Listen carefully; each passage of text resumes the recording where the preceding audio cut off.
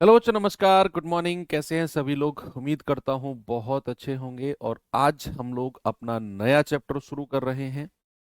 Chapter नाम ही बेशक नया हो सकता है, लेकिन इसके अंदर जो हम पढ़ने वाले हैं वो अ, आप इसकी इम्पोर्टेंस समझ चुके होंगे, क्योंकि सिंस द चैप्टर 1, जब से हमने परसेंटेज चैप्टर शुरू किया था, लगभग हर चैप्टर में हम लोग एलिगेशन मेथड का कोई ना कोई क्वेश्चंस जरूर कर रहे थे। तो आपको इस बात से थोड़ा सा अंदाजा हो गया है कि एलिगेशन, मिक्सर एंड एलिगेशन जो चैप्टर है, ये एक मेथड है जो लगभग हर चैप्टर में यूज होता है। और बेसिक नॉलेज आपको इसकी हो भी चुकी है, क्योंकि मैं 4-5 चैप्टर में इस मेथड को यूज कर चुका हूं और थोड़ा थोड़ा नॉलेज आपको इसकी दे भी चुका हूं।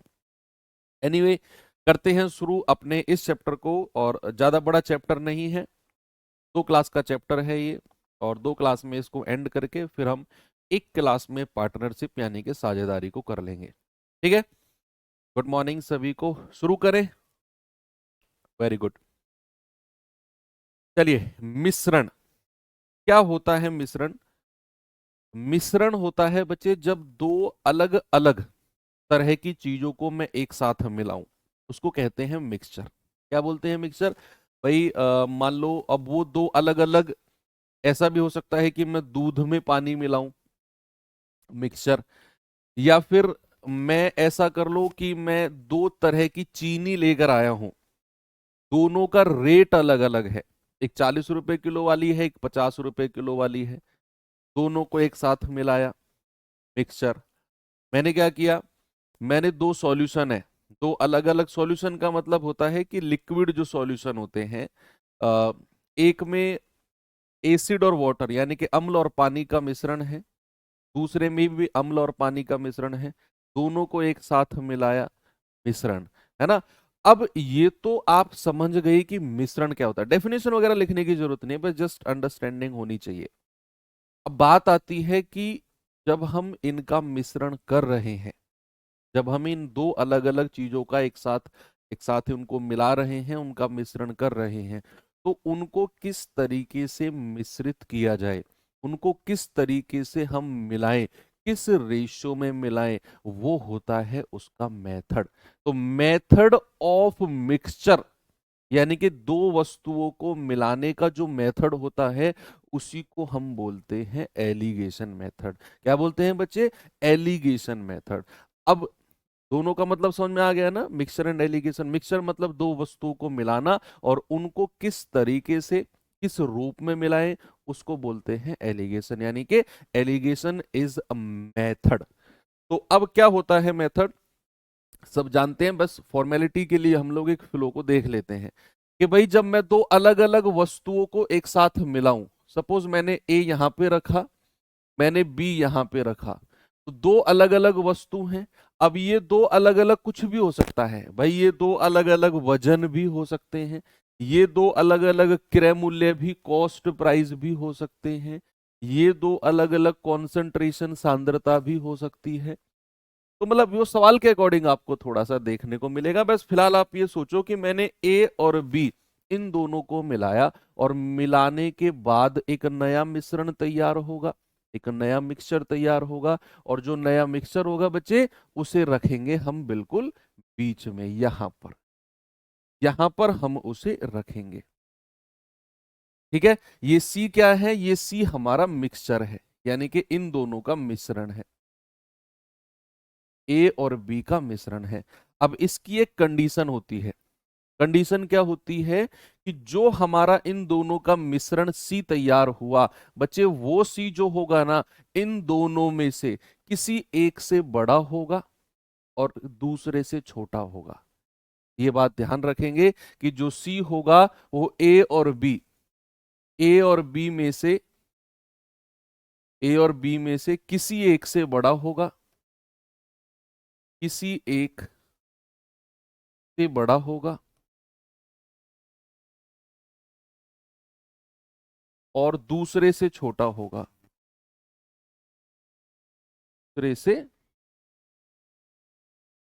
दूसरे से छोटा होगा। ये कंडीशन होनी चाहिए। अगर ये कंडीशन नहीं है ना, तो मिश्रण संभव ही नहीं है, मिक्सचर पॉसिबल ही नहीं है। मान लो ये मिश्रण है और ये दोनों वैल्यू सी से छोटी है, दिस इज नॉट पॉसिबल। मान लो ये सी है और ये दोनों वैल्यू सी से बड़ी है, मिश्रण से बड़ी है, ये मिश्रण भी पॉसिबल नहीं है।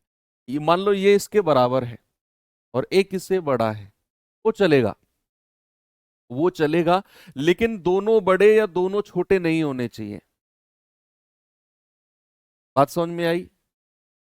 वो जो बराबर वाला पार्ट है ना, वो बहुत रेयर केस में पॉसिबल है, लेकिन बराबर वाले पार्ट को भी हम ये मान के चलेंगे कि बराबर भी पॉसिबल नहीं है, बड़ा और छोटा ही होना चाहिए, बराबर भी पॉसिबल नहीं है। वो रेयर केस में जब माइनस वगैरह की वैल्यूज होती पॉसिबल की कंडीशन बनते, लेकिन वो छोड़ो आप, कि भैया आप ये सोच के चलो कि ये एक बड़ा और एक छोटा होना चाहिए, बराबर से भी काम नहीं चलेगा। तो ये चीज समझ में आई आपको कि जो मिश्रण होता है वो ए और बी में से किसी एक से बड़ा होगा और दूसरे से छोटा होगा। अब नीचे भी दो लाइन खींची जाती हैं, नीचे हम रेशियो बनाते हैं, और रेशियो किस तरीके से बनेगा, आप इन दोनों को कंपेयर करो, इन दोनों को कंपेयर करो, डिफरेंस लो, difference of B and C, B और सी का डिफरेंस, डिफरेंस निकालना आपको आता है, बड़े में से छोटा घटाना ही डिफरेंस होता है, अनुपात और इन दोनों का डिफरेंस, डिफरेंस ऑफ ए और सी, ए और सी, ठीक है। ये रेशियो यहां पर हमारा नीचे बन के तैयार होता है। अब ये किस किस का रेशियो बनेगा, वो सारी कंडीशन हम सवाल में देखेंगे। ओके, ये तो आपको basic mixture sorry alligation method है। अब एलिगेशन मेथड के कुछ कॉम्प्लिकेशंस है जिनको सॉल्व करना हम थोड़ा सा देखते हैं। भाई फॉर एग्जांपल, अब मैं 4-5 एग्जांपल कराऊंगा आपको, एग्जांपल्स, ठीक है। सबसे पहला मैंने लिया, मैंने यहाँ पे 40 रखा, मैंने यहाँ पे 50 रखा, और मैं यहाँ पर रख रहा हूं सपोज 43। तो जरा मुझे रेशियो बता दो, नीचे क्या रेशियो बनेगा। जो फ्रैक्शंस वगैरह के भी कॉम्प्लिकेशंस बनते हैं वो सारा मैं आपको बताने वाला हूँ। तो मैंने आपसे बोला कि मिक्सचर पॉसिबल अगर है तो बीच वाली वैल्यू एक छोटी होगी और एक बड़ी होगी, क्या यहाँ संभव है? बिल्कुल है। अब रेशियो बताना जरा, अगर मैं इन दोनों का डिफरेंस लूंगा तो बड़े में से छोटा, 50 में से 43 गया 7, इन दोनों का डिफरेंस बड़े में से छोटा, 43 में से 40 गया 3, क्या रेशियो बन गया बच्चा? 7:3 का। सब पढ़ चुके हैं ये आप लोग। दूसरा एग्जाम्पल है कि भाई सपोज अगर मैंने यहां पे लिया है 1/2, 3 और 2, इस तरह का कोई फ्रैक्शन है एक, और इसको अगर मुझे सॉल्व करना है तो कैसे मैं सॉल्व करूंगा? ये लाइन खींच दो, बताइए। अगर मुझे इसको सॉल्व करना है तो मैं कैसे सॉल्व करूंगा? मैंने यहाँ पे 1/2 लिया, मैंने 3 लिया, मैंने 2 लिया, यानी कि इन तीनों में एक फ्रैक्शन है, बाकी दो नेचुरल नंबर है, बाकी दो नेचुरल नंबर है। तो क्या करना होता है, हमें इस फ्रैक्शन को भी सॉर्ट आउट करना होता है, हमें इस फ्रैक्शन को भी एक प्राकृतिक संख्या में बनाना होता है। जैसे यहां पर क्या है, दो, केवल एक ही संख्या में फ्रैक्शन है, बाकी दो नेचुरल नंबर है। तो क्या करो, आप इस दो की मल्टीप्लाई तीनों में कर दो। अगर आप दो की मल्टीप्लाई यहां कर रहे हो तो दो की मल्टीप्लाई यहां भी करनी पड़ेगी, और उस दो की मल्टीप्लाई यहां भी करनी पड़ेगी। अब दिमाग में आएगा सर क्यों हमने दो की मल्टीप्लाई की, क्योंकि बच्चे यहां पर एक और ये बटा दो था, ये बटा दो हमें हटाना है, इसीलिए मैंने इस दो की गुणा यहां की है, और यहां की है तो फिर तीनों संख्याओं में दो की गुणा करनी पड़ेगी। तो ये कितना आ जाएगा, दो से दो गया 1, ये कितना आएगा 3 दूनी 6, और ये कितना आएगा 2 दूनी 4। बड़े में से छोटा, 6 में से 4 गया 2, और 4 में से 1 गया 3, क्या रेशियो बन गया बच्चे? रेशियो बन गया 2:3 का। क्या रेशियो बन गया बच्चा? 2:3 का रेशियो बन गया। तीसरे तरह के एग्जाम्पल पे आएंगे कि अगर मैं 1/3, 1/3 और 3/2 और 1, यानी कि यहां तो मैंने केवल एक ही संख्या को फ्रैक्शन लिया। अगर मैं इन दो संख्या को फ्रैक्शन ले लूं, एक संख्या को प्राकृतिक संख्या लेके चलूं, तो किस तरीके से चीजें सॉल्व होंगी। तो अब आपको क्या करना है बच्चे, जरा मुझे बताना। अब आप यहां किससे मल्टीप्लाई करेंगे तीनों फ्रैक्शन को? अब आप तीनों फ्रैक्शन को किससे मल्टीप्लाई करेंगे? आप मल्टीप्लाई करेंगे जो यहां 3 और 2 का एलसीएम है। क्या करेंगे बच्चे? LCM of 3 and 2। जो आपके पास दो फ्रैक्शन है ना, तो दोनों फ्रैक्शन के जो डिनोमिनेटर है, जो हर है, उनका एलसीएम ले लो। तो क्या आएगा? आप कहेंगे 3 और 2 का एलसीएम होता है 6। यानी कि ऐसी संख्या जो 3 के पहाड़े में भी आए और 2 के पहाड़े में भी आए, 6। 6 की गुणा यहां कर दो, 6 की गुणा यहां कर दो, और 6 की गुणा तीनों में करनी। जिसकी मल्टीप्लाई आपने एक में कर दी, उसकी मल्टीप्लाई आपको बच्चा तीनों में करनी पड़ेगी। अब यहां पर कैसे होगा? ये हो जाएगा 3 दूनी 6, 2 एकम 2, 2 तिया 6, 3 तिया 9, ये हो जाएगा 6 एकम 6। बड़े में से छोटा घटाओ, 9 में से 6 गया 3, 6 में से 2 गया 4, तो क्या रेशियो आ गया? 3:4 का रेशियो आ गया। सभी का आ रहा है। एक और देखिए लास्ट, कि अगर तीनों के तीनों फ्रैक्शन हो, क्या हो बच्चा? अगर तीनों के तीनों फ्रैक्शन हो, जैसे मैंने कहा 7/8, 5, 4/5 और 5/6। अब जैसे ये है मेरे पास है 7/8, 4/5 और 5/6। यहां एक फ्रैक्शन था, यहां दोनों फ्रैक्शन ले लिए, एक नेचुरल नंबर, और यहां मैंने क्या किया? यहां मैंने तीनों संख्याओं को फ्रैक्शन ले लिया। तो अब अगर तीनों संख्या फ्रैक्शन है बच्चे, तो फिर कैसे सॉल्व करेंगे बताइए? वही सेम, यहां हमने 3 और 2 का एलसीएम से मल्टीप्लाई किया, यहां पर क्या करेंगे? 8, 5 और 6 क्या करेंगे बच्चे? 8, 5 और 6 के एलसीएम से मल्टीप्लाई करेंगे। एलसीएम ऑफ 8, 5 एंड 6, तीनों के तीनों डिनोमिनेटर का एलसीएम ले लो। तीनों के तीनों डिनोमिनेटर का आप कहेंगे कि सर 8, 5, 6 का एलसीएम क्या होता है? भाई 8 और 5 का कितना होता है? 40। 8 पंजे 40, 40 और 6 का एलसीएम होता है 120। एलसीएम लेना मैं सिखाऊंगा आपको, अभी एक चैप्टर आने वाला है।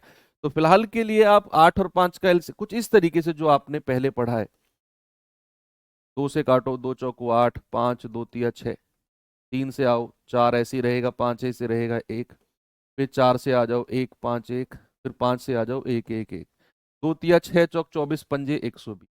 कितना आ गया? 120। इस तरीके से आप निकाल लो। अब जो 120 एलसीएम आया है, इसकी मल्टीप्लाई तीनों में कर दो। यहां भी 120, यहां भी 120 और यहां भी 120, तीनों में करेंगे तो 8 से जाएगा 15 बार, 15 सत्ते 105, 5 से जाएगा 24 बार, 24 चौके 96, और 6 से जाएगा 20 बार, और 20 पंजे 100। बड़े में से छोटा घटाओ, 100 में से 96 गए 4, और 105 में से 100 गया 5। क्या रेशियो बनेगा?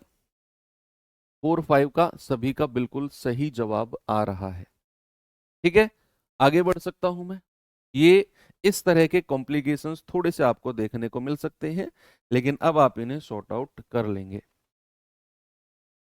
ओके, अब मैं अगर आगे चलूं, जैसे सपोज दैट मैंने यहां पे लिया 30, मैंने यहां पे लिया 40, और नीचे जो रेशियो है, नीचे का रेशियो है आपका 2:1 या 2:3, उल्टा कर दो 3:2। और मैं आपसे कहता हूं ये मिश्रण वाली वैल्यू निकालो। क्या करो? ये मिश्रण वाली वैल्यू निकालो। कैसे निकली? अभी तक तो हमने क्या पढ़ा कि ये वाली और मिश्रण की वैल्यू दी हुई थी, हम बड़े में से छोटा घटा रहे थे और नीचे का रेशियो निकाल रहे थे। अब मैंने क्या कर दिया? अब मैंने इन दोनों को रखा, नीचे का रेशियो दे दिया, और आपसे पूछा बताओ मिश्रण की वैल्यू क्या होगी? मिश्रण की वैल्यू डेसिमल, डेसिमल को डेसिमल से घटा दो ना, डेसिमल में क्या दिक्कत है? डेसिमल तो फिर नॉर्मल संख्याओं की तरह है।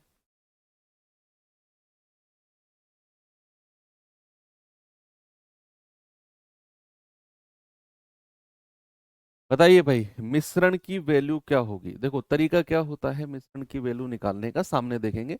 जस्ट मैं ये एग्जांपल ले रहा हूं, बस आपको ये सिखाने के लिए कि मिश्रण की वैल्यू कैसे निकाली जाती है। आपको क्या करना है, आपको इस वाले की रेशियो से मल्टीप्लाई करनी है। सीख लो इसी से ही, क्योंकि आगे आपको देखने को मिलेगा ये क्वेश्चन में। इसकी मल्टीप्लाई इसमें कर दो, प्लस 40 × 2। ठीक है, आपने क्या किया, 30 की 3 में गुणा करी और 40 की 2 में गुणा करी। उसके बाद दोनों को प्लस कर दिया और डिवाइड बाई जो रेशियो आपको दिया हुआ है ना, इसको प्लस कर दो, 3 + 2। बस हो गया, 3 तो कितना आएगा, आप कहेंगे 30 × 3 = 90, 40 × 2 = 80, डिवाइड बाई 3 और 2 5। कितना होगा, 9 और 8 = 17, 170/5। 5 से जाएगा, 5 × 3 = 15, 5 × 4 = 20। कितना आ गया, 34। तो मिश्रण की वैल्यू कितनी आ गई बच्चे, 34। इस तरीके से आप मिश्रण की वैल्यू निकाल सकते हो, अगर आपको ऊपर की दो वैल्यूज और नीचे का रेशियो गिवन हो तो। ठीक है, एक चीज और देखिए कैसे। मान लो मैंने इसको लिया 25, मिश्रण को लिया है मैंने 28, और रेशियो ले लिया मैंने 2 3 का। ठीक है, और आपसे ये वाली वैल्यू पूछेगा, ये वाली वैल्यू, या ये पूछ ले या ये पूछ ले, कुछ भी पूछ सकता है। इतनी भी पॉसिबिलिटी बन सकती है ना, सारी पॉसिबिलिटी मैं आपको करा रहा हूं कि भैया ये 25 है, ये उसने ब्लैंक छोड़ दिया, ये 28 दे दिया मिश्रण, नीचे का रेशियो दे दिया, और ये वाला पार्ट पूछे। अब कैसे करें, दो तरीके से आप कर सकते हो। मैं दो तरीके बताऊंगा, जो आपको अच्छा लगे आप उससे चले जाना। पहला तरीका जो हमने ये वाला सीखा है, ये वाला तरीका जो सीखा है कि मान लो इसको कुछ भी मान लो, इसको बी मान लो, इसको सपोज आपने बी मान लिया, तो क्या करेंगे बच्चे, तो पहले कॉपी कर लेते हैं आगे, है ना। पहला तरीका इसमें सीखेंगे कि भैया आपने क्या करना है, इसको बी मान लो, इन दोनों की मल्टीप्लाई करो, इन दोनों की मल्टीप्लाई करो।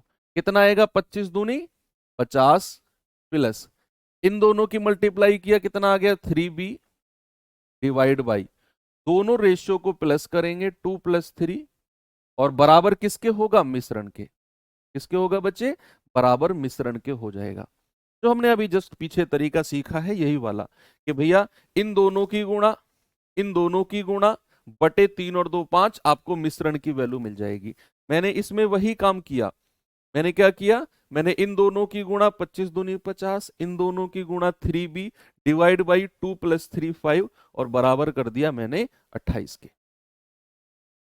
ओके, यहां से b की वैल्यू निकाल दो, आपका जवाब आ जाएगा कि भैया 50 + 3b बराबर 28 × 3 और 2 5, क्या आएगा, 140। तो यहां से 3b कितना हो जाएगा, 3b हो जाएगा 140 - 50, यानी कि 90। तो यहां से b कितना आ जाएगा, b आ जाएगा 90/3, यानी कि 30। b की वैल्यू कितनी आ गई, b की वैल्यू आ गई 30। आ गया सभी का। अब दूसरा तरीका देखो, हो सकता है कि बहुत सारे बच्चों को ये तरीका पसंद आए, आता भी है, बहुत सारे बच्चों को ये तरीका पसंद आता है कि इस वैल्यू को कुछ मान लो और अपना मिक्सचर वाला मल्टीप्लीकेशन का तरीका लगाओ और काहे टेंशन लेते हैं। अब अगर दूसरा तरीके पे आप जाना चाहें, दूसरा तरीका देखो, दूसरा तरीका क्या है कि आप यहां 28 में से 25 घटाओ। भाई बड़े में से छोटा घटाते हैं, 28 में से 25 गया, कितना आ गया, 3। 28 में से 25 घटाने पर कितना आया, 3। अब मैंने कहा कि इन रेशियो को आपको दिया हुआ है, ये रेशियो, तो यहां पर 3 यूनिट की वैल्यू किसके बराबर होगी, यहां पर 3 यूनिट की वैल्यू 3 के बराबर होगी। तो 1 यूनिट की वैल्यू 3 से 3 कटेगा 1, तो 2 यूनिट की वैल्यू किसके बराबर होगी, 2 एकम 2। ये वाली वैल्यू तक आप पहुंच चुके हो, ठीक है। अब आपको बेसिक चीज पता है एलिगेशन की, कि बीच वाली से एक आपकी छोटी होगी तो दूसरी वाली क्या होगी, बोलो। अगर 28 से एक छोटा है तो दूसरे वाला 28 से बड़ा होगा। यानी कि यहां जो वैल्यू मिलेगी वो 28 से बड़ी होगी, और 28 से बड़ी यानी कि 28 प्लस जो यहां पर आप 2 निकाल के लाए हो वो 2 जोड़ दो, तो आपका जवाब 30 मिल जाएगा। 28 प्लस 30, मैं फिर से रिपीट करता हूं, देखना।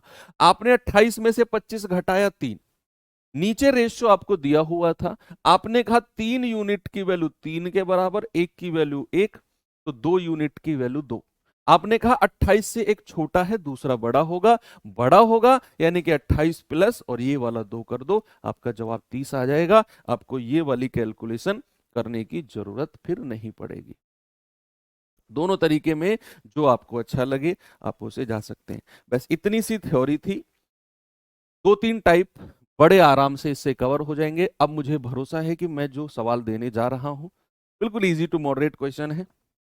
पूरा चैप्टर ही इजी टू मॉडरेट है, लेकिन टाइप 1 तो और भी ज्यादा इजी है। सवालों को आप मुझसे पहले जवाब दे रहे होंगे, हो सकता है बहुत सारे बच्चों को कॉपी पेन उठाने की भी जरूरत ना पड़े, लेकिन दिमाग में करो, लेकिन सॉल्यूशन जरूर करना सवालों के। ये रहा आपके सामने, बताएंगे जल्द, धीरे धीरे हम डिफिकल्टी लेवल बढ़ाएंगे। जो भी लेवल आपके एग्जाम में जा सकता है उस पर हम जाएंगे। हालांकि अगर मैं टू बी ऑनेस्ट कहूँ तो एसएससी जीडी मिक्सचर एलिगेशन पे उतना ध्यान देता नहीं है। पीछे 2-3 साल के रिकॉर्ड में अगर मैं कहूँ तो बहुत कम क्वेश्चन मिक्सचर एलिगेशन से पूछे गए हैं। लेकिन क्योंकि इस बार आपका जो सिलेक्शन बोर्ड है वो चेंज हुआ है, सिलेक्शन बोर्ड तो वही है, बस वेंडर चेंज हुआ है, एडुकेटी, तो भाई कुछ भी आपको अनएक्सपेक्टेड चीजें देखने को मिल सकती हैं। जैसे आ, कुछ एग्जाम थे जिनमें पीछे के 10 साल का रिकॉर्ड अगर मैं कहूं तो मेंसुरेशन में केवल 2D 3D पूछा जा रहा था, केवल 2D 3D। लेकिन उन्हीं एग्जाम में लाइक दिल्ली पुलिस वगैरह के एग्जाम में, दिल्ली पुलिस में केवल मेंसुरेशन से 2D 3D था, लेकिन इस बार दिल्ली पुलिस में उन्होंने प्रिज्म और पिरामिड पूछ लिया। अब प्रिज्म और पिरामिड तो किसी ने सोचा भी नहीं कि दिल्ली पुलिस में पूछा जाएगा, तो हमें उसके लिए भी तैयार होके चलना है ना। CHSL वगैरह में कभी प्री लेवल पे प्रिज्म पिरामिड नहीं पूछा गया, इवन CGL के प्री में भी कभी प्रिज्म पिरामिड नहीं पूछा गया, इस बार उन्होंने रखा, तो हम उसको भी थोड़ा सा देखकर चलेंगे कि प्रिज्म पिरामिड पर अगर इतना जोर है। हालांकि जो आपकी रामायण सीरीज है उसमें मैं जो 10 टॉपिक ऐड कर रहा हूँ उसमें प्रिज्म पिरामिड भी मैं ऐड कर रहा हूँ, तो यूट्यूब पर मैं आपको प्रिज्म पिरामिड की पूरी थ्योरी, पूरा क्वेश्चंस वगैरह वहां पर आपको प्रैक्टिस कराने वाला हूँ। क्लास में, कोर्स में भी हम करेंगे जब हम मेंसुरेशन कर रहे होंगे। मेरा कहने का मतलब है कि बहुत सारी चीजें अनएक्सपेक्टेड देखने को मिल सकती हैं, तो ये चैप्टर को हमें हल्के में नहीं लेना है। क्रैक व्यापारी को 18 रुपए प्रति किलोग्राम और 27 रुपए प्रति किलोग्राम की दो मात्राओं को इस अनुपात में मिलाया जाना चाहिए ताकि मिश्रण की कीमत 25 रुपए पर केजी हो जाए। अब आपको दो तरह की कीमत को मिलाया है, एक है 18 रुपए पर किलोग्राम का क्रय मूल्य, दूसरा 27 रुपए पर किलोग्राम का कॉस्ट प्राइस। बच्चे ये 18 और 27 क्या है? ये कॉस्ट प्राइस है, ये क्रय मूल्य है, यानी कि वो क्रय मूल्य का मिश्रण कर रहा है। तो आपका जो मिश्रण होगा दोनों मात्राओं को किस अनुपात में मिलाएं ताकि मिश्रण की कीमत कितनी है? मिश्रण की कीमत 25 है, उसको बीच में रखेंगे। जल्दी से मुझे बता दो, 27 में से 25 गया 2, 25 में से 18 गया 7, क्या रेशियो आ गया बच्चा? 2:7 का। बहुत सिंपल क्वेश्चन है, आगे बढ़ेंगे। ये सवाल बताइए जरा, जल्दी से जवाब बताओ इसका मुझे। सवाल है, एक दुकानदार को 80 रुपए पर किलोग्राम और 100 रुपए पर किलोग्राम मूल्य वाले दो प्रकार के चावल को किस अनुपात में मिलाया जाना चाहिए ताकि मिश्रण का औसत मूल्य 95 हो जाए? वही सेम क्वेश्चन है, मिश्रण का औसत मूल्य। आप एक तरफ 80 लिखो, एक तरफ 100 लिखो, और मिश्रण का मूल्य कितना है? मिश्रण का मूल्य है 95। बड़े में से छोटा, 100 में से 95 गया 5, और 95 में से 80 गया 15, तो 5 एकम 5, 5 तिया 15। क्या रेशियो हो गया बच्चा? 1:3 का रेशियो हो गया, यानी कि ऑप्शन नंबर बी हमारा सही है। एक और क्वेश्चन देता हूं, धीरे धीरे बढ़ेंगे, धीरे धीरे चीजें चेंज होंगी, आपको लगेगा कि सब बढ़िया चल रहा है। इस पे आएंगे, कह रहा 40% अंगूर का रस का मिश्रण प्राप्त करने के लिए 25% अंगूर के रस में 45% अंगूर के रस को किस अनुपात में मिलाया जाना चाहिए? देखो, आपको ये पता होना चाहिए कि मिश्रण वाला पार्ट कौन सा है और जिन दोनों को मिला रहे हैं वो दोनों पार्ट कौन से हैं, ये बिल्कुल क्लियर होना चाहिए। ऐसा नहीं आंख बंद करके जो परसेंटेज पहले नंबर पे दिया हुआ है उसे यहां रखो, दूसरे नंबर वाला यहां, तीसरे नंबर वाला बीच में, ये रट्टाफिकेशन हो जाएगा। आपने सवाल में पढ़ा कि भाई 40% अंगूर का रस। सबसे पहले मुझे ये बताओ कि 40% अंगूर के रस का क्या मतलब है? ये क्या मात्रा है अंगूर की? क्या है ये 40% अंगूर का रस मेरी समझ में नहीं आया। क्या है 40% अंगूर का रस?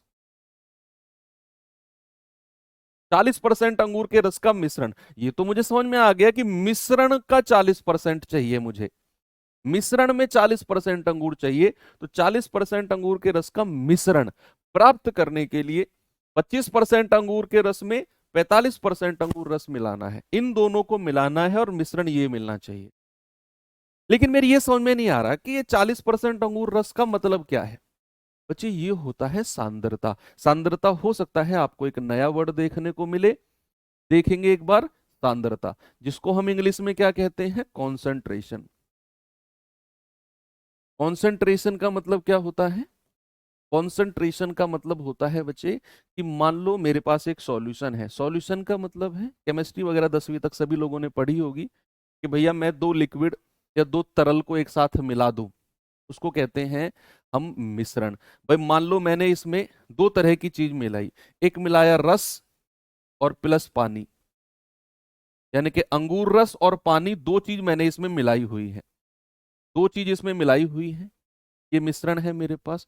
अब इस मिश्रण में जो टोटल है ना, मान लो ये 2 लीटर है, या मान लो ये 20 लीटर है, सपोज ये 20 लीटर है मिश्रण टोटल। किसका? रस और पानी का। रस और पानी का 20 लीटर है, और मैंने इसमें बोला आपसे कि भैया इसमें आपका 5 लीटर तो रस है और 15 लीटर पानी है। 5 लीटर रस है और 15 लीटर पानी है इस मिश्रण, 20 लीटर मिश्रण में।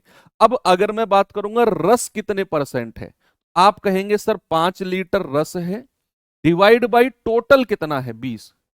तो 5/20 गुणा 100, तो आप कहेंगे 20 पंजे 100 और 5 पूरे 25%।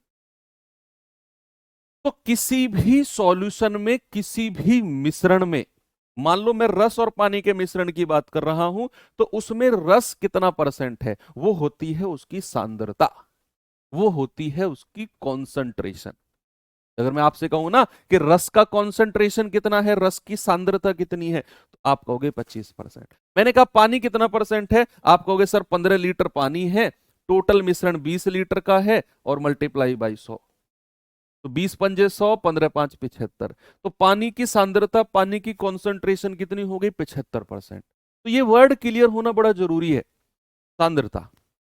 तो यहां पर जो उसने बोला है ना 40% अंगूर का रस, मतलब ये अंगूर की सांद्रता है। कोई मिश्रण है, कोई सॉल्यूशन है, उसमें 40% अंगूर का रस है, तो बचा हुआ 60% क्या होगा?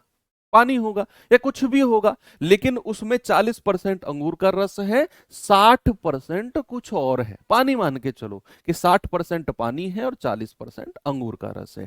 तो कह रहा है 40% अंगूर के रस का मिश्रण प्राप्त करने के लिए 25% अंगूर के रस को 45% रस में किस अनुपात में मिलाएं। तो एक तरफ 25% लिखो, दूसरी तरफ 45% लिखो, और बीच में क्या लिखो? जो मिश्रण का परसेंट है, दैट इज 40%।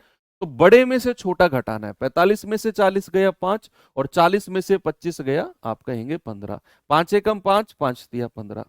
किस रेशियो में मिलाएंगे बच्चे? 1:3। लेकिन वो उल्टा मिलाने को कह रहे हैं ना, 25% अंगूर के रस में 45% अंगूर के रस को, 25% अंगूर के रस में 45% अंगूर के रस को, यानी कि आपका रेशियो 1:3 नहीं 3:1 दिया हुआ है ऑप्शन में। ऑप्शन नंबर बी ले लो। भाई 1:3 नहीं दिया हुआ, 3:1 दिया हुआ है। दोनों नहीं दिए होंगे, दोनों इस तरह के क्वेश्चन में दोनों रेशियो नहीं दिए होंगे।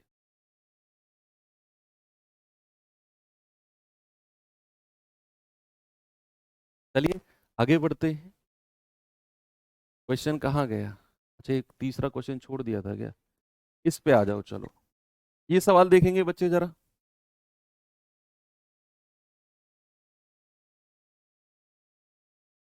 सवाल है, वह अनुपात ज्ञात कीजिए जिसमें 8.3 रुपए प्रति किलोग्राम वाले चावल को 5.3 रुपए प्रति किलोग्राम वाले चावल के साथ मिलाया जाए ताकि 6.3 रुपए प्रति किलोग्राम वाला मिश्रण प्राप्त हो जाए।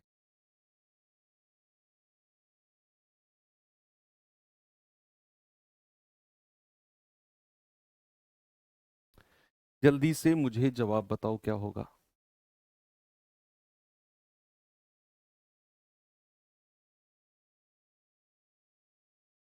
क्या बोला उसने?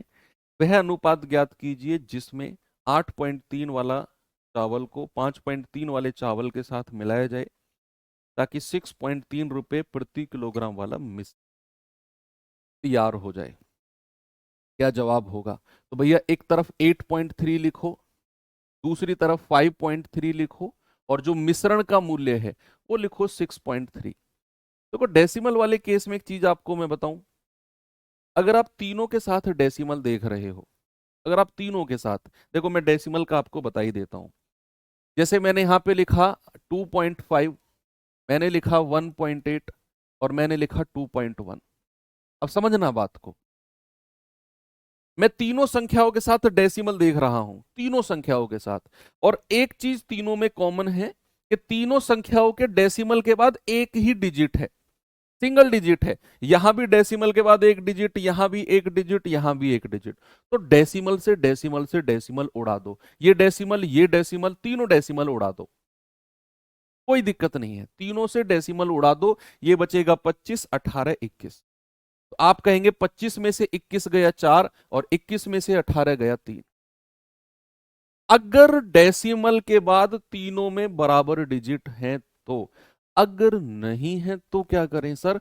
जैसे फॉर एग्जांपल अगर मैंने आपसे कहा कि ये ले लो 1.7, ये ले लो, या 1.5, ये ले लो 10.25, और यहां पर अगर मैं कहूंगा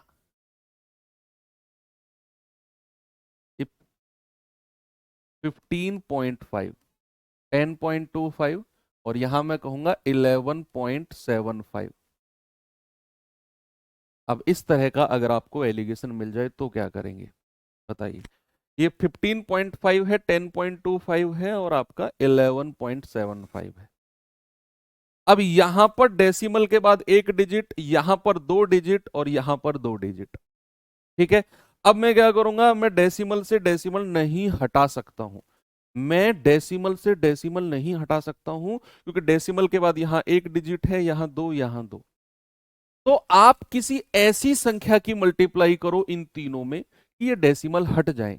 बच्चे अगर मैं डेसिमल के बाद दो डिजिट देख रहा हूं, अगर मैं डेसिमल के बाद दो डिजिट देख रहा हूं, तो क्या मैं 100 की गुणा अगर मैं कर दूं तो क्या ये डेसिमल हट जाएगा? हाँ जी सर।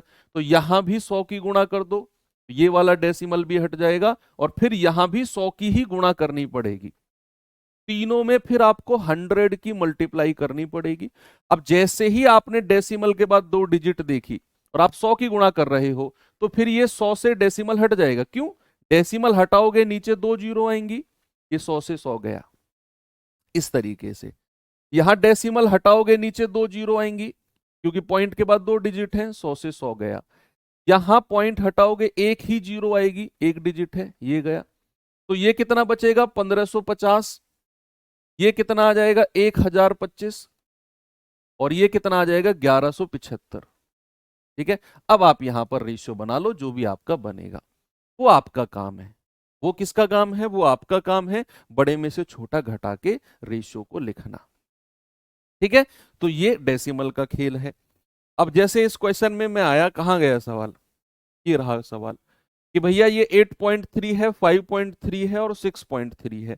अब यहां पर बच्चा मैं देख पा रहा हूं कि डेसिमल के बाद बराबर डिजिट है तीनों में, यहां भी, यहां भी और यहां भी। तो क्या मैं डेसिमल से डेसिमल से डेसिमल उड़ा दूं? डेसिमल से डेसिमल उड़ा दो आप। तो आप कहोगे कि सर ये 83 है, 53 है, 63 है। 83 में से 63 गया 20, और 63 में से 53 गया 10। आपका रेशियो क्या होगा? 10 एकम 10, 10 दूनी। क्या रेशियो हो जाएगा? 1:2 का हो जाएगा। ऑप्शन नंबर ए हमारा सही है। ठीक है, आगे बढ़े।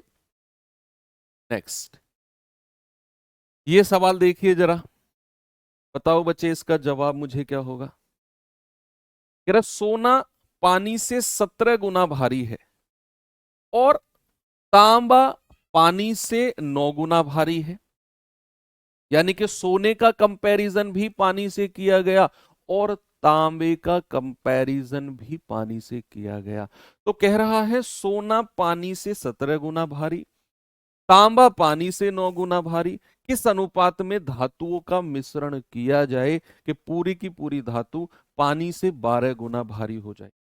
देखो, उसने अलग अलग सोने का कंपैरिजन भी पानी से किया, उसने तांबे का कंपैरिजन भी पानी से।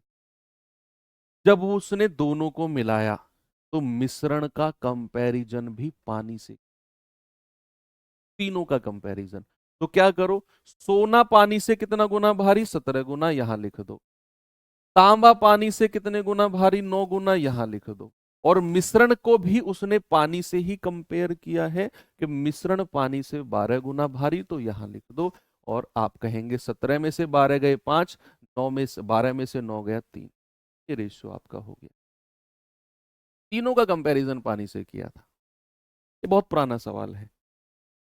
चलिए इस टाइप का लास्ट क्वेश्चन करिए, फिर मैं थोड़ा सा चेंज आपको कराता हूं और उसमें थोड़ी सी मेहनत आपको करनी पड़ेगी, थोड़ी सी मेहनत करनी पड़ेगी बच्चे। सवाल है, एक दुकानदार ने 40 रुपए पर किलोग्राम तथा 47.5 रुपए पर किलोग्राम के दो प्रकार के चावल को इस प्रकार मिलाता है कि उसके पास टोटल 645 रुपए की लागत वाला 15 किलोग्राम मिश्रण तैयार हो जाए। उस चावल का वजन ज्ञात कीजिए जिसकी कीमत 47.5 रुपए पर केजी थी। अच्छा सवाल है। देखो, आपको उसने बोला है कि दो प्रकार के चावल हैं, एक की कीमत है 40 रुपए पर केजी और एक की कीमत है 47.5 रुपए पर केजी। सवाल ने दिया है ना कि 40 रुपए पर किलोग्राम और 47.5 रुपए पर किलोग्राम के दो चावल को मिक्स करना है, और जो मिश्रण तैयार होगा ना वो 645 रुपए की लागत वाला 15 किलोग्राम का मिश्रण तैयार होगा। क्या मैं मिश्रण की कीमत बता सकता हूं 1 किलोग्राम की? भाई यहां जो मैंने किलोग्राम की कीमत ली है वो प्रति किलोग्राम, 1 किलोग्राम 40। यहां जो ली है वो प्रति किलोग्राम 1 किलोग्राम 47.5। तो मिश्रण में भी 1 किलोग्राम की ही कीमत बताओ मुझे कि मिश्रण 645 रुपए की लागत वाला है और अगर 15 किलोग्राम का मिश्रण है तो 1 किलोग्राम का रेट क्या होगा मिश्रण का? तो आप कहेंगे सर मिश्रण की लागत, मिक्सचर की कीमत, मिश्रण की लागत जो होगी वो 645 तो टोटल है, और डिवाइड बाई करेंगे किससे? 15 किलोग्राम से। 1 किलोग्राम की कीमत चाहिए, 15 चौको 60, 15 तिया 45, तो 43 रुपए पर केजी। मिश्रण की कीमत कितनी आ गई? 43, और उसे रखेंगे यहां पर। तो रेशियो कितना आ गया? 47.5 में से 43 गया तो आएगा 4.5, और 43 में से 40 गया तो आएगा 3। अब रेशियो तो सॉल्व करना आपको आता है कि अगर रेशियो में एक संख्या के बाद डेसिमल है, तो डेसिमल के बाद एक संख्या है, ये डेसिमल हटाओगे ना तो इधर एक जीरो लगा दो। भाई इधर डेसिमल के बाद एक डिजिट है तो वो डेसिमल हटा के वो जीरो इधर लगा दो। जो जीरो यहां डिवाइड में आएगी ना वो क्रॉस मल्टीप्लाई होके उधर चली जाएगी। क्यों मैं खामखा एक स्टेप बढ़ाऊं? मैं इसको डायरेक्ट सीखता हूं ना कि अगर मैंने डेसिमल हटाया तो एक जीरो इधर लग जाएगी, दैट्स इट। आप कहेंगे 15 दूनी 30 और 15 तिया 45। ये रेशियो जो बना है नीचे वजन का बना है। किसका? वजन का। लेकिन उसने इस क्वेश्चन में आपसे वजन का रेशियो नहीं पूछा, आपसे पूछा है कि भैया जिस उस चावल का वजन बताओ जिसकी कीमत 47.5 रुपए पर किलोग्राम है। यानी कि आपको 2 यूनिट की वैल्यू बतानी है। क्या बतानी है? 2 यूनिट की। और टोटल वजन कितना किलोग्राम है? 15 किलोग्राम। भाई टोटल कितने किलोग्राम का मिश्रण तैयार हुआ? 15 किलोग्राम का। तो क्या मैं ये बोल सकता हूं कि टोटल वजन कितना हुआ? 3 और 2 5, और 5 यूनिट की वैल्यू मेरे भाई क्या 15 किलोग्राम होगी? जो सवाल में दिया हुआ है उसने 15 केजी। क्या मैं ये बोल सकता हूं कि भैया टोटल 3 और 2 5 यूनिट की वैल्यू 15 केजी, 1 यूनिट की वैल्यू किसकी? 3 केजी। तो भैया 47.5 वाले का वजन कितना है? 2 यूनिट। तो 2 यूनिट की वैल्यू कितनी आ जाएगी? 2 यूनिट की वैल्यू आ जाएगी मेरे भाई 6 किलोग्राम। और वही मेरा सही जवाब होगा, ऑप्शन। बिल्कुल दावेदार है आपके एग्जाम में आने के लिए।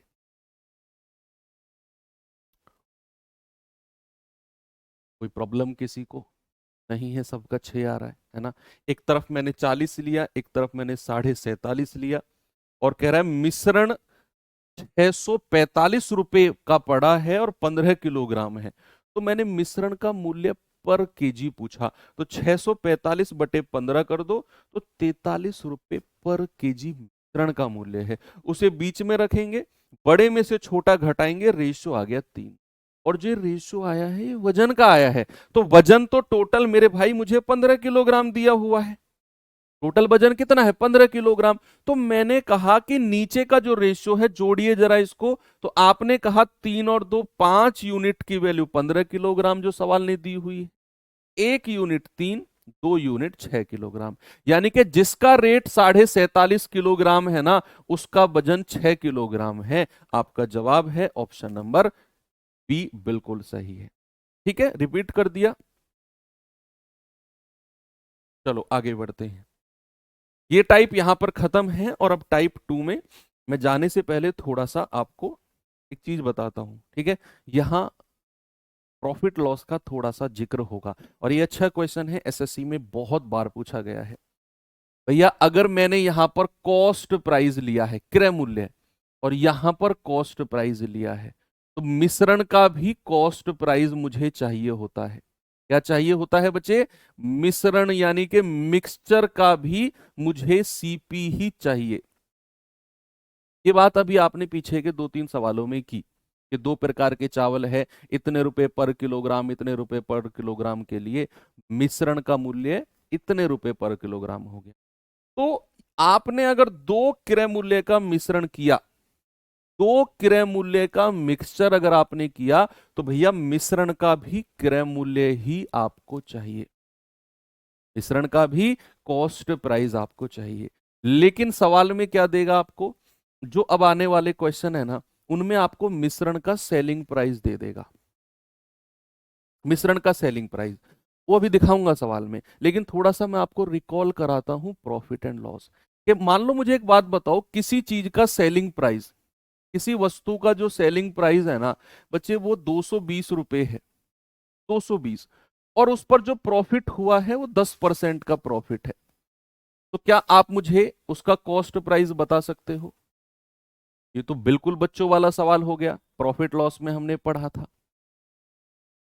अगर मैंने किसी वस्तु को 220 रुपए में बेचा और उस पर होने वाला प्रॉफिट 10% का है, क्या मैं उसका कॉस्ट प्राइस बता सकता हूं आपको? जल्दी से मुझे बताएंगे बच्चे, क्या उस वस्तु का कॉस्ट प्राइस बता सकता हूं?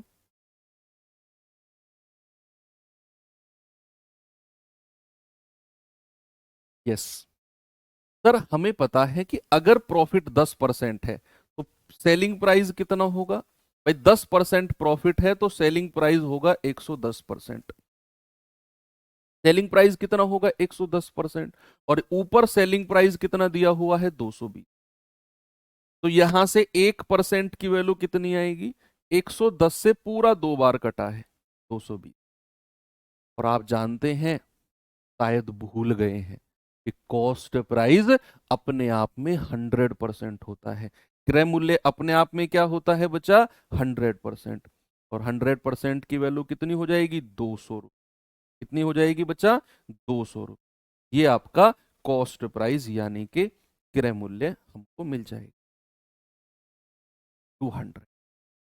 ठीक है, इस तरीके से आप कॉस्ट प्राइस निकालते हो, ये मैंने याद दिलाया है आपको। और ये बात ध्यान रखनी है यहाँ क्रय मूल्य, यहाँ क्रय मूल्य, तो मिश्रण का भी कॉस्ट प्राइस ही आपको। जरा सवाल देखेंगे एक बार, क्या है क्वेश्चन। जल्दबाजी मत करना इसे सॉल्व करने की, थोड़ा सा सोचना इसके बारे में, क्या होगा सवाल में।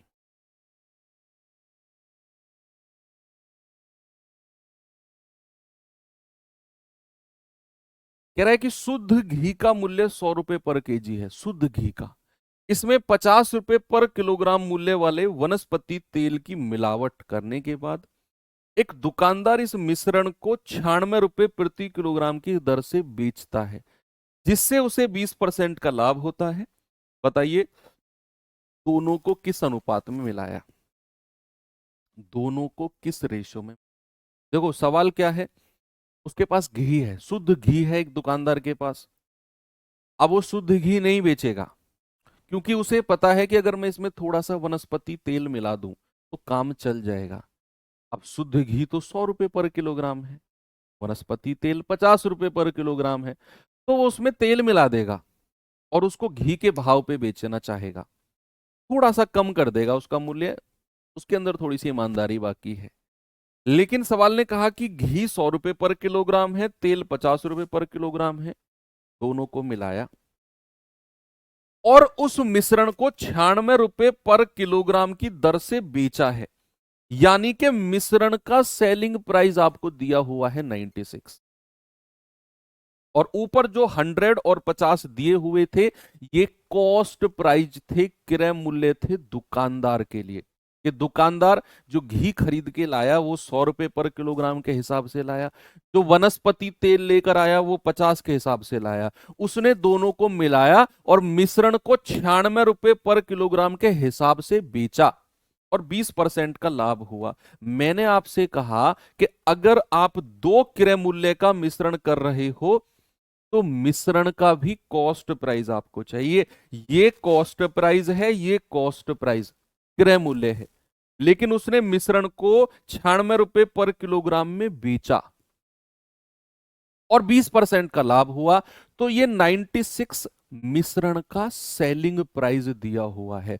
आपको सबसे पहले मिश्रण का कॉस्ट प्राइस निकालना है, तब एलिगेशन। बहुत सारे बच्चे जल्दबाजी में क्या करेंगे, एक तरफ 100 एक तरफ 50 और बीच में 96 लिख देंगे, जल्दी से रेशियो बनाएंगे, ये गलत है, ऐसे नहीं करना है बच्चा। ये 96 आपको सेलिंग प्राइस दिया हुआ है, ये विक्रय मूल्य है।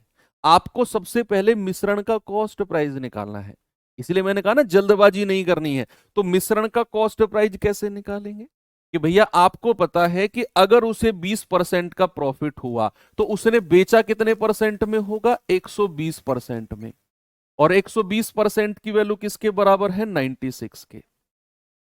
120% की वैल्यू किसके बराबर है, 96 के।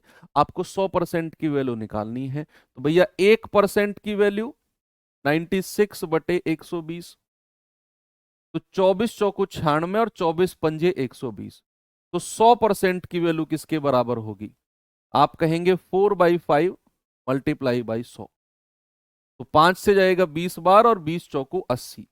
ये जो 80 है ना, ये मिश्रण का कॉस्ट प्राइस है। क्या है बच्चा, मिश्रण का क्रय मूल्य आ गया 80 रुपए।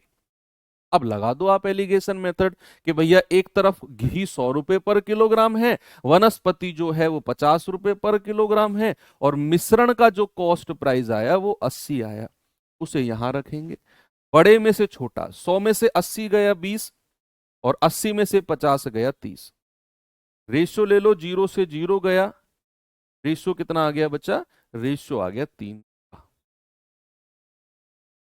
सभी को समझ में आ गया। अगला सवाल खुद से करने की कोशिश करोगे, उम्मीद है, मुझे भरोसा है आपके ऊपर कि आप अगला सवाल खुद करेंगे। जल्दी से बता दो मुझे इसका जवाब क्या होगा।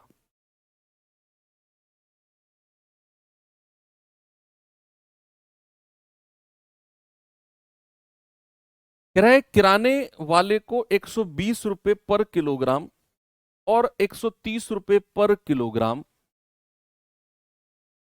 कि दो चाय को किस अनुपात में मिलाना चाहिए ताकि मिश्रण को 136.4 रुपए पर किलोग्राम में बेचकर उसने मिश्रण को 136.4 रुपए पर किलोग्राम में बेचा है।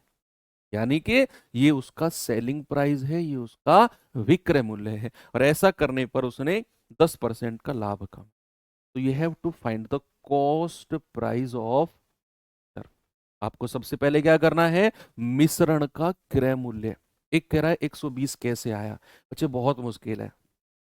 पिछले क्वेश्चन में 20% लाभ था, उसका मैंने 120 कैसे किया, अगर आपको ये पता नहीं है तो बहुत मुश्किल है फिर। सॉरी टू से, मुझे बड़ा दुख हो रहा है ये कहते हुए। महीना भर मुश्किल से एग्जाम में है, और आप अगर पूछ रहे हो 20% लाभ को मैंने सेलिंग प्राइस विक्रय मूल्य के रूप में 120% कैसे लिख दिया, तो फिर खतरे की घंटी है।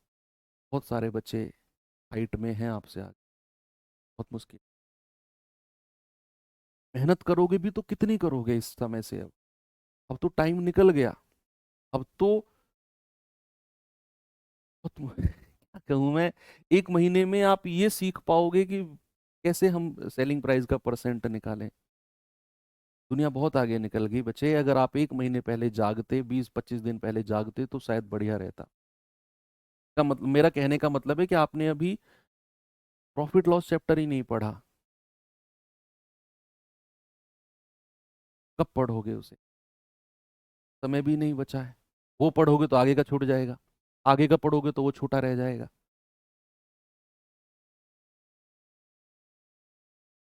चलो सबसे पहले क्या करो, मिश्रण का सेलिंग प्राइस। भाई 10% का प्रॉफिट अगर किसी वस्तु पर होता है तो उसे बेचा कितने परसेंट में जाएगा।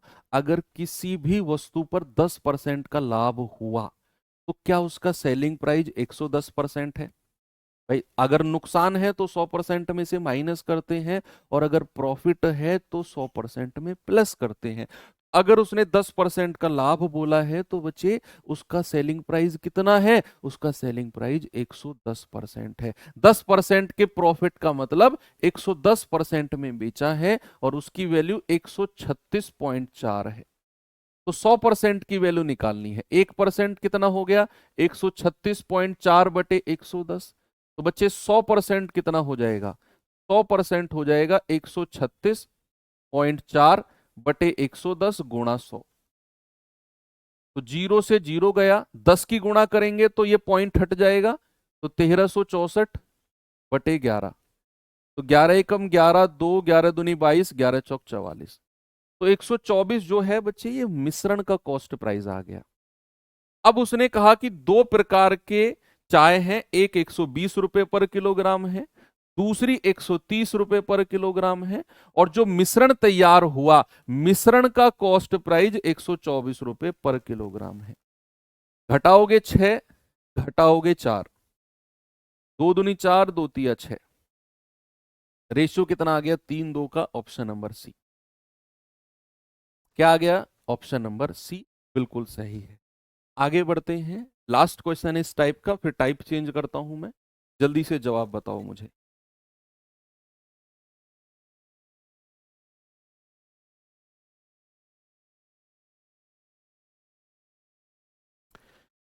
सवाल है कि 3.8 रुपए पर किलोग्राम वाली कितने किलोग्राम चीनी को 4.6 रुपए पर किलोग्राम वाली 60 किलोग्राम चीनी में मिलाया जाना चाहिए, ताकि मिश्रण को 5 रुपए प्रति किलोग्राम की दर से बेचने पर 25% का लाभ हो।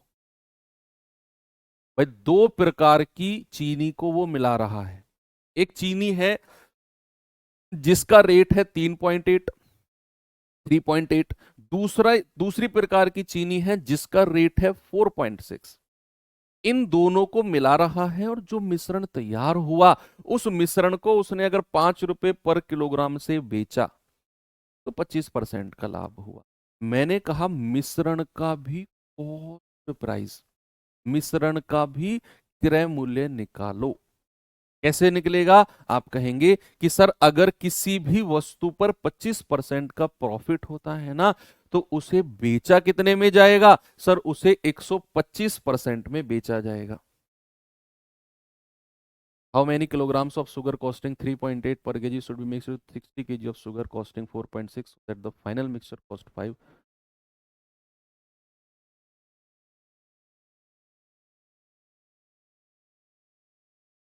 Sell at 5 rupees per kg and result in a 25% of cost. ठीक है, तो यहां पर 25% का प्रॉफिट का मतलब है 125% में बेचा गया और उसकी वैल्यू कितनी है 5। तो भैया 1% की वैल्यू कितनी आएगी 5/125, यानी कि कितना आ गया 1/25। तो 100% की वैल्यू कितनी आएगी, आप कहेंगे 1/25 मल्टीप्लाई बाई 100, तो ये आ गया 4। और ये मिश्रण का कॉस्ट प्राइस आ गया। तो एक तरफ 3.8, दूसरी तरफ 4.6, और बीच में क्या रखना है, बीच में रखना है मिश्रण का कॉस्ट प्राइस। नीचे का रेशियो बता दो जल्दी से मुझे, क्या होगा सभी लोग, what is the ratio of the resultant mixture. आप कहेंगे सर 4.6 में से 4 गया तो 0.6 आएगा, और 4 में से 3.8 गया तो 0.2 आएगा। क्या मैंने सही बोला, क्या मैंने यहां पर सही बोला कि नहीं, कि अगर मैं 4.6 में से 4 माइनस करता हूं तो 0.6, और 4 में से 3.8 माइनस करता हूं तो 0.2। यस, अब यहां रेशियो अगर लोगे तो पॉइंट से पॉइंट हट जाएगा, क्योंकि एक एक डिजिट है पॉइंट के बाद, तो 2 एकम 2 और 2 तिया 6, रेशियो आ गया 3:1। लेकिन इस क्वेश्चन में उसने रेशियो नहीं पूछा। उसने क्या बोला है, उसने बोला है कि भाई साहब 3.8 रुपए पर किलोग्राम वाली कितने किलोग्राम चीनी, 4.6 प्रति किलोग्राम वाली 60 किलोग्राम चीनी में मिलाऊं। यानी कि जो 4.6 वाला रेट है ना उसका वजन इतना है, और 3.8 वाला जो रेट है उसका वजन इतना है।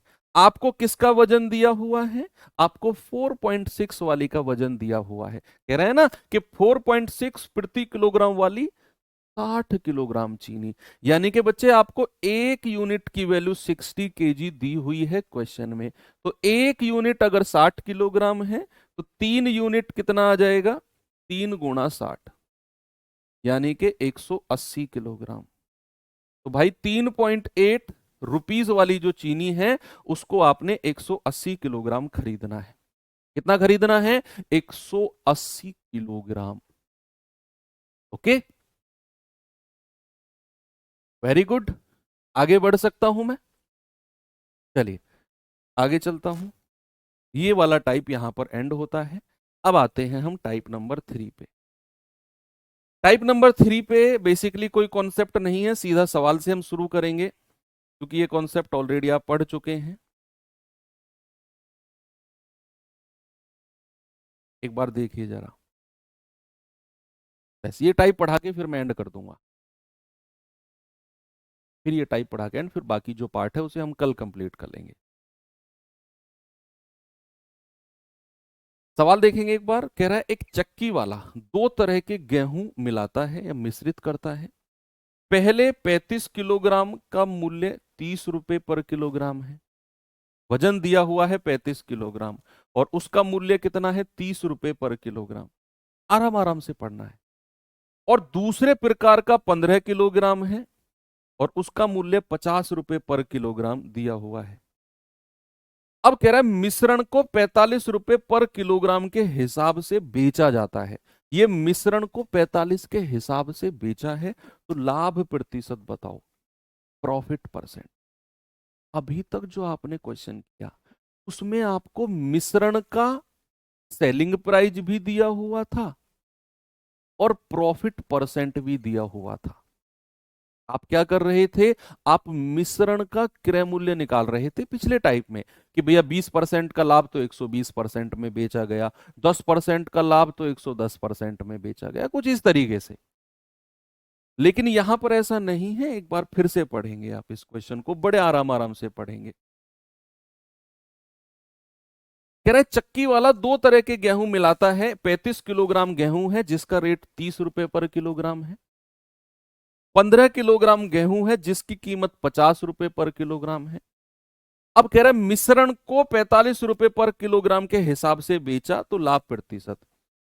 अब अगर मुझे लाभ प्रतिशत बताना है तो मुझे सवाल में मिश्रण का क्रय मूल्य विक्रय मूल्य दिया हुआ है, मुझे मिक्सचर का, मुझे बच्चे मिक्सचर का सेलिंग प्राइस दिया हुआ है 45 रुपए पर किलोग्राम, दिया हुआ है ना, 45 रुपए पर किलोग्राम के हिसाब से बेचा गया। अगर मैं मिश्रण का कॉस्ट प्राइस पता कर लूं तो क्या मैं ये बता सकता हूं क्या परसेंट प्रॉफिट है या क्या परसेंट लॉस है? मैं अभी सवाल की शुरुआत नहीं करी मैंने, अभी जस्ट मैं आपको ये बता रहा हूं कि अगर आप एग्जाम में कर रहे हो तो आप किस तरीके से सोचोगे। मुझे तो पता है कैसे करना है, क्या आंसर आएगा, मैं सीधा शुरू करके बता सकता हूं ऐसे ऐसे ऐसे ऐसे, यहां पे रखो यहां पे रखो ये उत्तर। मेरा फोकस होता है पहले आपको ये सोच डेवलप करना कि आप अगर सवाल देख रहे हो तो आप किस तरीके से सोचोगे। भाई उसने मिश्रण को 45 रुपए पर किलोग्राम के हिसाब से बेचा है, सेलिंग प्राइस मिश्रण का दिया, उसने लाभ प्रतिशत पूछा। अगर मुझे लाभ प्रतिशत बताना है तो क्या मुझे मिश्रण का कॉस्ट प्राइस पता करना पड़ेगा, अभी तो मैं बता पाऊंगा कि कितने परसेंट प्रॉफिट है या कितने परसेंट लॉस है। अब मेरा फोकस है मिश्रण का कॉस्ट प्राइस निकालने का, मिश्रण का क्रय मूल्य निकालने का। और वो कैसे आएगा, आपको दो तरह के चावल, भाई एक की कीमत 30 रुपए पर किलोग्राम है, ऊपर लिखो, कीमत को लिखना है, वजन नीचे आता है, वजन नीचे आता है, और दूसरे जो 15 किलोग्राम है उसकी कीमत 50 रुपए पर किलोग्राम है, और मिश्रण का कीमत निकालनी है, और नीचे जो रेशियो लिखना है वो वजन का लिखना है, वजन का। तो भैया जिसकी कीमत 30 रुपए पर किलोग्राम थी उसका वजन कितना था, 35 किलोग्राम। जिसकी कीमत 50 रुपए पर किलोग्राम थी उसका वजन कितना है, 15 किलोग्राम। रेशियो ले लो, 5 तिया 15 और 5 सत्तू 35। क्या ये मिश्रण का क्रय मूल्य नहीं निकाल पाओगे आप? क्या आप मिश्रण का कॉस्ट प्राइस निकाल सकते हो कि नहीं, बोलिए। अच्छा आप लोग मुझे एक बात बताओ, जो बिल्कुल 10 बजते ही, कुछ लोग हैं 5-7 लोग हैं रेगुलर, में उनके नाम भी मेरे याद हो गए हैं, जो 10 बजते, मेरे कहने के बावजूद भी 10 बजते ही वो कहते हैं सर छोड़ दो टाइम हो गया, उनका क्या करूं मैं?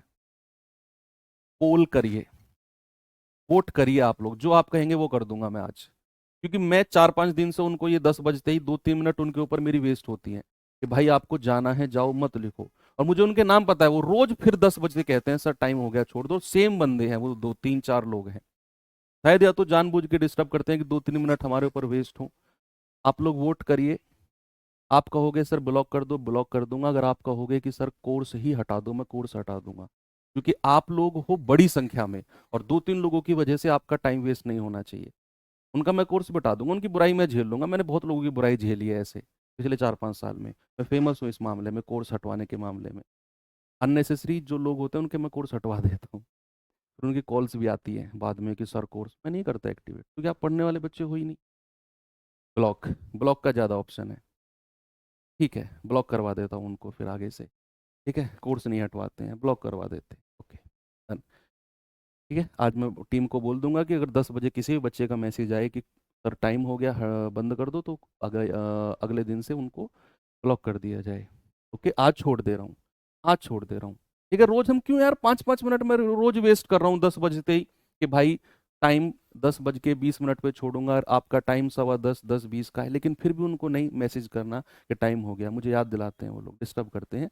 आज लास्ट उनके ऊपर टाइम वेस्ट किया है हमने, कल से नहीं करेंगे।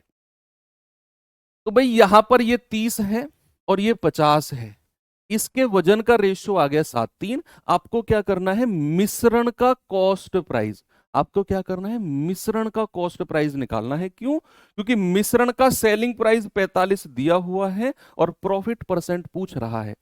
अगर मुझे प्रॉफिट परसेंट बताना है तो मुझे मिश्रण का कॉस्ट प्राइस बताना पड़ेगा, तभी मैं बता पाऊंगा कि उसे कितने परसेंट में बेचा गया है, प्रॉफिट या लॉस में।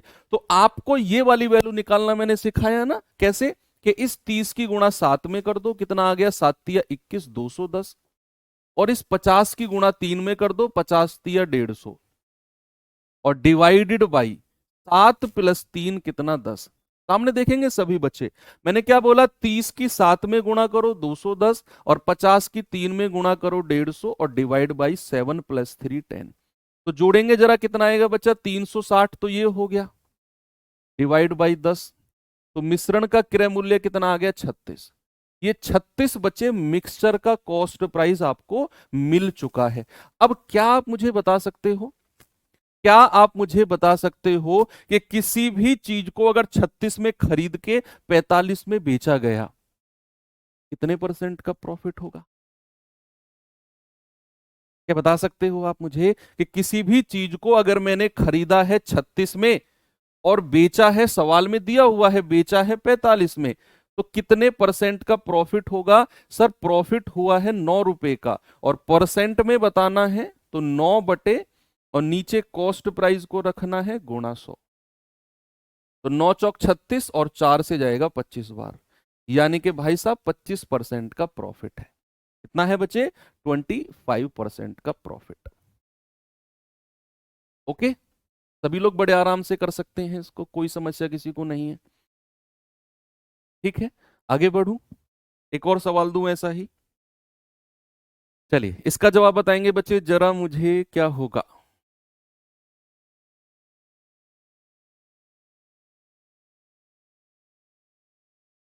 बोलिए।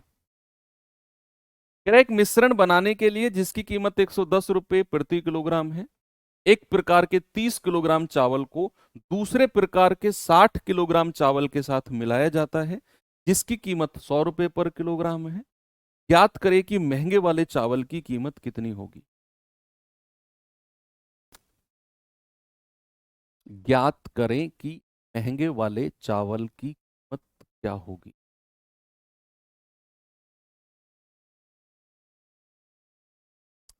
देखो, मिश्रण बनाने के लिए जिसकी कीमत 110, यानी कि मिश्रण की कीमत कितनी दे रखी है? मिश्रण की कीमत है 110। देखो सवाल को पढ़ के आपको ये चीज फिल्टर करनी होती है, कौन सी वैल्यू किसकी दी हुई है, और ये सवाल पढ़ के ही आपको मिलेगा। ये सवाल पढ़ के ही आपको मिलेगा कि मिश्रण की कीमत 110 रुपए पर किलोग्राम है, तो उसे बीच में रखना है। मिश्रण की कीमत को कहां रखना होता है बच्चा? बीच में। हर किसी की वैल्यू अपने आप में फिक्स है। अब कह रहा है कि एक 30 किलोग्राम वाला चावल है, दूसरा 60 किलोग्राम है। एक 30 किलोग्राम वाला है, दूसरा 60 किलोग्राम है। ऐसे चावल के साथ मिलाया जाए जिसकी कीमत 100 रुपए पर किलोग्राम है, जिसकी कीमत 100 रुपए पर किलोग्राम है। ठीक है, तो आपसे कह रहा है कि 30 किलोग्राम वाला तो एक प्रकार का चावल है, दूसरा 60 वाला है, तो वजन का रेशियो नीचे आता है। एक 30 किलोग्राम यहां लिख दो, 60 यहां लिख दो, वजन नीचे आता है। और जो 60 किलोग्राम वाला चावल है उसकी कीमत 100 रुपए दी हुई है।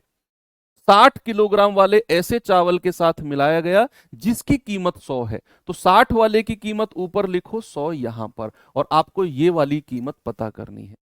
मैं कह रहा हूं आपको सवाल पढ़ के हर चीज फिल्टर करनी आनी चाहिए। आपके दिमाग में क्लियर होना चाहिए कि जो वजन का रेशियो है वो नीचे आएगा, वजन का रेशियो नीचे आएगा, मिश्रण बीच में रहेगा, और मिश्रण का भी क्रय मूल्य, हर चीज दिमाग में क्लियर होनी चाहिए कि वजन का रेशियो नीचे आएगा, मिश्रण का क्रय मूल्य यहां रहेगा, अलग अलग क्रय मूल्य यहां पे रहेंगे।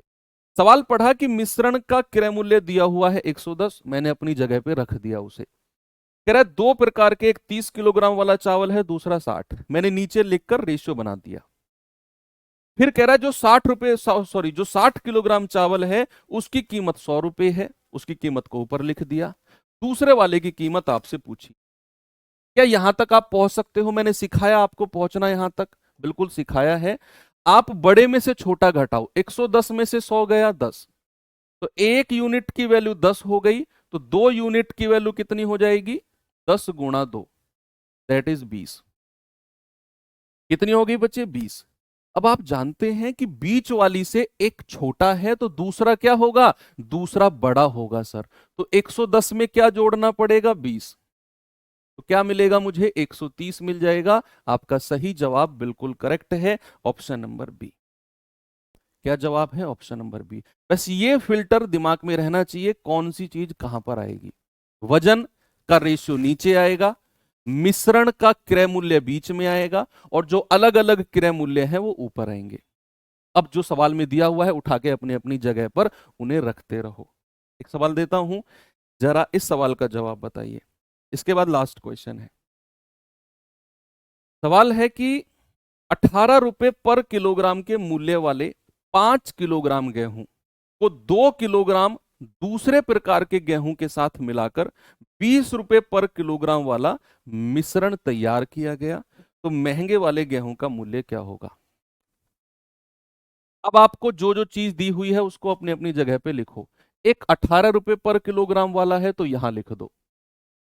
आगे कह रहा है कि 18 रुपए पर किलोग्राम वाला 5 किलोग्राम गेहूं है, उसे 2 किलोग्राम दूसरे गेहूं के साथ मिलाया गया, यानी कि दोनों का वजन का रेशियो नीचे आ गया। ये 5 किलोग्राम, ये 2 किलोग्राम। आगे बढ़ो, कह रहा है कि मिलाकर 20 रुपए प्रति किलोग्राम का मिश्रण तैयार किया गया, यानी कि जो ये 20 रुपए पर केजी है ना, ये मिश्रण का कॉस्ट प्राइस दिया हुआ है, तो उसे अपनी जगह पे रख दिया।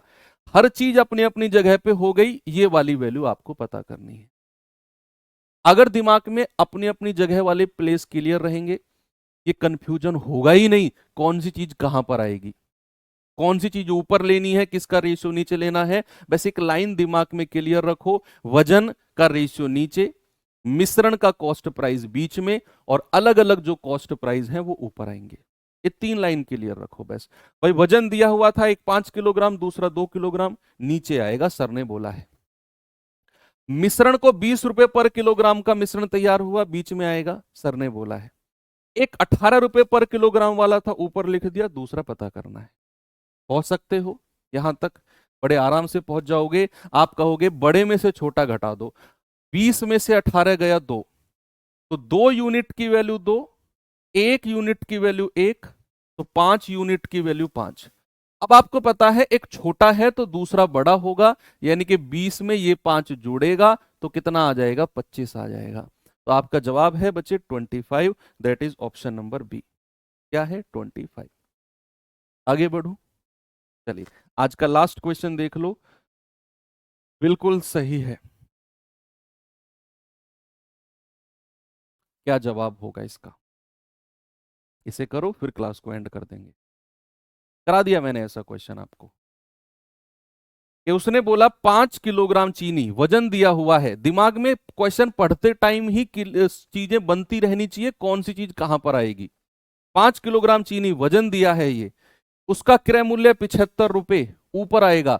ऊपर क्रय मूल्य का रेशियो, नीचे वजन का रेशियो, बीच में मिश्रण का मूल्य। ठीक है, तो 5 किलोग्राम चीनी कहां पर आएगा? दिमाग में ही फिगर बना लो, नीचे आएगा ये। क्रय मूल्य उसका 75 है, ऊपर आएगा। 10 किलोग्राम दूसरे प्रकार की चीनी है, ये 10 किलोग्राम कहां आएगा? नीचे आएगा, क्योंकि ये वजन है। जिसका क्रय मूल्य 180 है, ये ऊपर आएगा। कह रहा आपस में मिलाया गया और 300 रुपए पर किलोग्राम में बेच दिया। अब जैसे ही ये वर्ड आपने देखा ना, बेच दिया, यानी कि मिश्रण का विक्रय मूल्य दिया हुआ है। ये बच्चे क्या दिया हुआ है? मिश्रण का सेलिंग प्राइस दिया हुआ है 300 रुपए, क्योंकि उसने मिश्रण को 300 रुपए में बेचा है। अब कह रहा है कि लाभ प्रतिशत बताओ। बच्चे अगर आपको लाभ प्रतिशत बताना है तो you have to find the cost price of मिश्रण।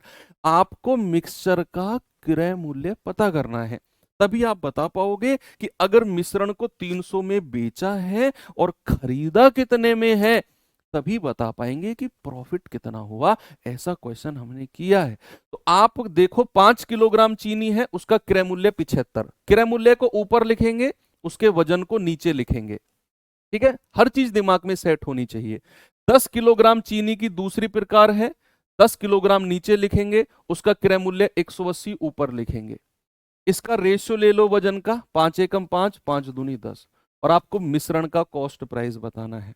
आप ये क्लास दोबारा करेंगे ना, दिमाग में एक ही चीज क्लियर रखना, वजन का रेशियो नीचे, क्रय मूल्य ऊपर, बीच में मिश्रण। सवाल पढ़ोगे 1% कंफ्यूजन नहीं होगा कौन सी चीज कहां रखनी है। ये बताइए, 75 की 1 में गुणा करेंगे 75 एकम 75, 180 की 2 में गुणा करेंगे 180 दूनी 360, और डिवाइड बाई 2 प्लस 1 3, कितना आएगा? 5, 7 6 13, 3 और 1 4 बटे 3। 3 एकम 3, 3 चौके 12, 3 पंजे 15। तो मिश्रण का कॉस्ट प्राइस कितना आ गया? 145।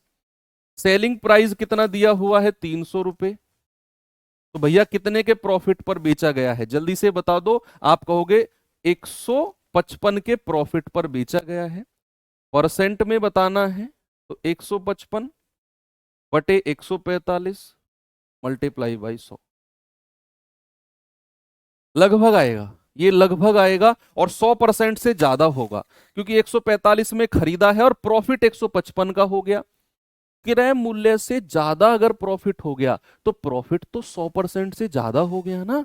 हाँ भाई, सामने वाले भाई साहब आपसे कह रहा हूं, अगर मैंने कोई चीज 10 रुपए में खरीदी और 15 रुपए का प्रॉफिट कमा लिया तो मेरा प्रॉफिट तो 100% से ज्यादा हो गया ना। तो अगर उसने 145 में खरीदा और 155 का प्रॉफिट कमा लिया तो प्रॉफिट तो 100% से ज्यादा है। एक ही ऑप्शन में 100% से ज्यादा दिया हुआ है, यानी कि इसे कैलकुलेट करोगे तो लगभग, एग्जैक्ट नहीं आएगा, लगभग 106% आएगा। आपका जवाब ऑप्शन नंबर बी, 100% से ज्यादा, क्योंकि हमने बिल्कुल टेक्निकल सोच के किया कि लाभ 155 रुपए का है, खरीद के 145 में लाया, 100% से भी ज्यादा प्रॉफिट कमा गया, एक ही ऑप्शन। ठीक है, तो यहां पर चीजों को एंड करते हैं, कल से हम टाइप 4 शुरू करेंगे। तो बच्चे उम्मीद करता हूं, देखो मिक्सचर एलिगेशन ऐसा चैप्टर है कि हर बार ये बच्चों को थोड़ा सा परेशान करता है। मैं पढ़ाता हूं, बच्चे शुरू में थोड़ा सा ऐसा रहते हैं कि यार ये कैसे हो गया। आप इस क्लास को दोबारा देखना, फास्ट फॉरवर्ड करके देख लेना। एक 1.25 घंटे की क्लास है, इसको 20-25 मिनट में निपटा लेना, रात के टाइम सोने से पहले। आपको सारी चीजें कॉपी पेन लेकर बैठने की जरूरत नहीं है, ऐसे लेटे लेटे भी देख लोगे ना तो जो डाउट अब आए हैं दिमाग में वो क्लियर हो जाएंगे। बाकी मिलेंगे कल के सेशन में। Thank you, have a nice day, जय हिंद।